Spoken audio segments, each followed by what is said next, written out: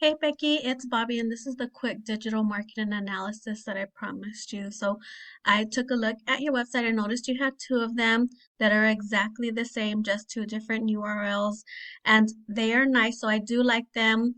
They're basic. You really don't need a whole lot of changing, but one of the biggest things that Google looks at is your content. So, I dug around and check to see who the top competitor was in the area so that way we can get the right keywords so we can get you some more clients. So the first thing that I did is I went to Google and I typed in residential cleaning Fort Worth. So this first section right here, it's the ad section. Google puts you up here whenever you pay for whatever particular keyword. So I wouldn't recommend that being the first thing that you do because it does cost a lot.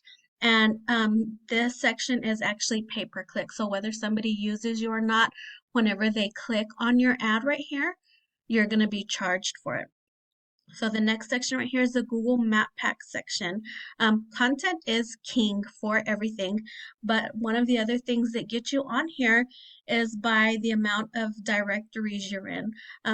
Google also calls it the SEO world citation. So what I did is I did some research to look up your top competitor, which is Cowtown Maids, and they're currently listed in about 23 citations right now or directories. So my recommendation is for you to get in at least 3 or 4 times as many citations. I would say minimum 80 so that way you're beating them by a landslide. So the way that I do this is I get the top 3 or 4 listings that are right here and I list you in the highest directory so that way you're beating them and know that there's no problems right there. The next section under this is the organic section. So this is where your website is listed based on what keywords are being searched right here. So I wanted to figure out why this service right here was number one and what keywords they're being ranked for. So I used this tool that I use. And I know this is probably a nationwide business, but I'm just particularly looking at the page that popped up was their Fort Worth page. And it showed me right here that they have 149 keywords that Google is ranking them for. So there's 149 words that each time somebody searches it, Google is listing them. And it's bringing them 489 visits of traffic on a monthly basis. And that's because they have 30 backlinks that's pointing back to them. So whenever you have a backlink in another site has your link on their website. So when Google sees that, they go to your website, they crawl the page, and they figure out what words you have on there that their users are searching for, and then they list you for that.